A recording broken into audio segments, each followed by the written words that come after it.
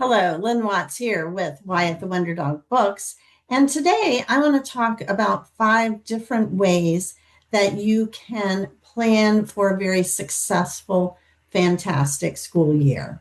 So, we all know that um, really creating the kind of year that you want takes some planning.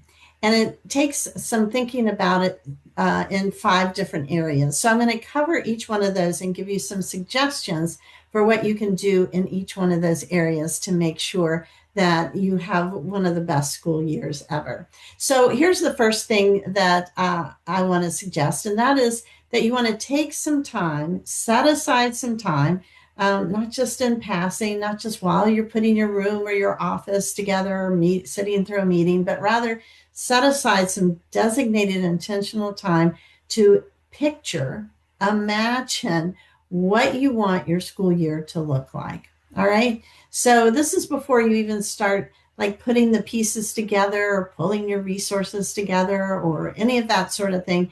You just take that time to think, what would the best school year ever look like? And think about what would be the components of it.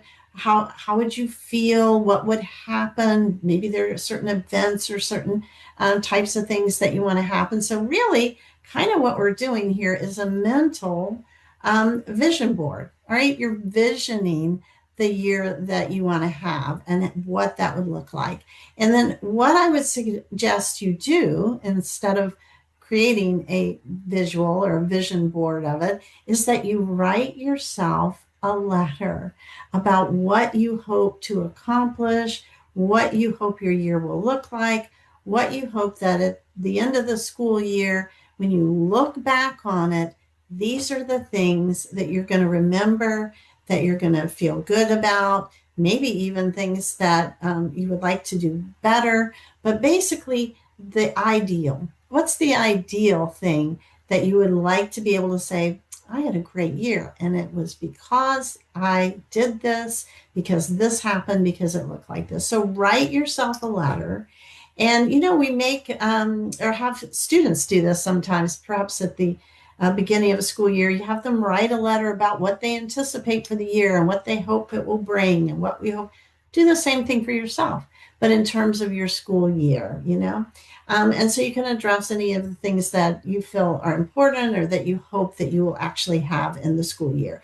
So you can highlight the types of tasks that you will do. You could highlight your relationships that you anticipate having. You could highlight the students that you hope to be involved with and that you hope will benefit from your interaction with them. Just paint the picture and then write yourself a letter and make it a real letter. Congratulations, you finished your school year, and these are the things that you can pat yourself on the back for accomplishing.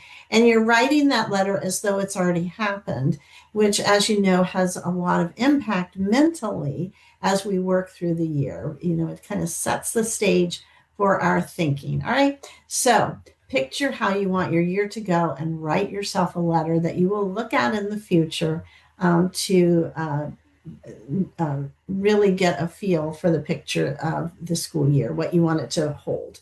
All right. Number two, and this is the second part of that, really plan your approach based on that vision. What are the things that are important to have in place and to pull together? What are the resources you need?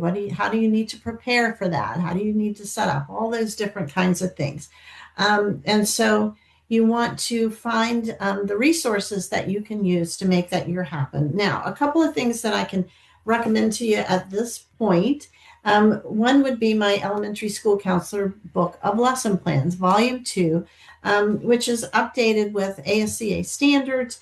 It has activities, and the really, I think, unique thing is that it has a calendar at the front. Here's a lesson plan calendar, has the whole year broken down month by month and suggested topics for that month. And then with those topics, of course, there is a lesson plan. And each of the lesson plans are divided up so that you could do them in any grade. In other words, there are activities that are suggested for each lesson plan that would be appropriate for K through 3 and 3 through 5. or K through 2, 3 through 5. So you can pick a particular topic, and then you're not reinventing the wheel for every grade level that you're in. Instead, you have the same theme, but then you accommodate that age with an appropriate activity and appropriate information under that particular theme. So maybe your theme is friendship, or maybe your theme is conflict resolution. So you're, creating a sort of standard lesson plan, and then you're varying it according to the different grades. And this can help you do this. This is a great planner for doing that. All right. So number 2, plan your approach. Number 3 is plan for student connection. And you might think, well, of course I'm going to have student connection. That's my whole job, is to connect with students.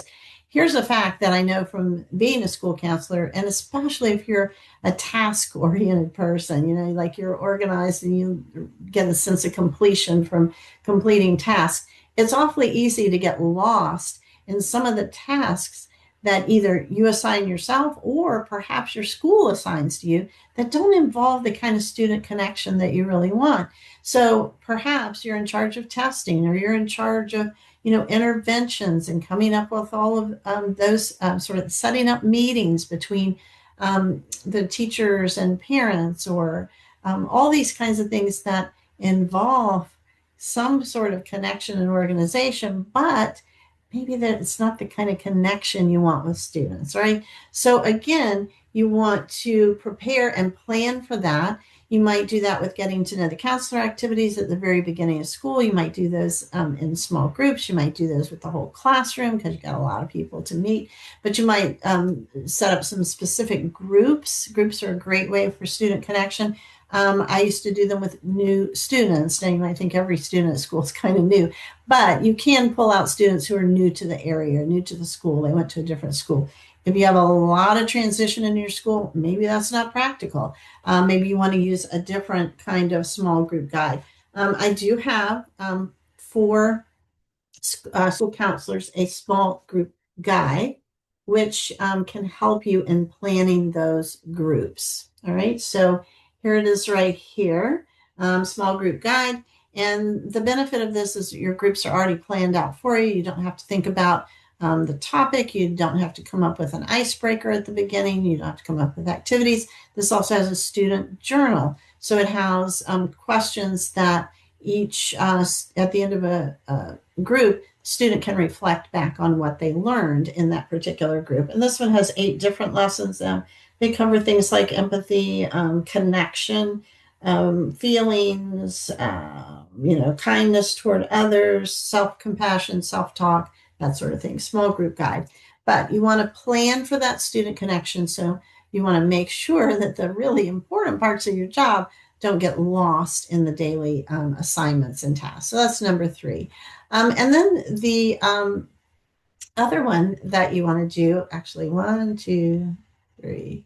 Oh, the next one, number 4, is to focus on the positive. Now, this is something that we teach students and we teach others, but we want to make sure that we do that ourselves. So we become not only rejuvenating to ourselves by focusing on the positive, but we become a good role model if we can do that and then share that with others. So you want to reframe. We do this all the time with students, but for yourself, reframe daily frustrations. And you want to look at them as opportunities to learn, to get a deeper understanding, to grow, that sort of thing. I know that's not the easiest one I'm going to suggest. So focus on the positive. You might even start your own gratitude journal if you haven't done that already, and focus on one positive thing that happened each day, or how you can turn the frustrating thing of that day into an opportunity to learn. So that would be another way to do that.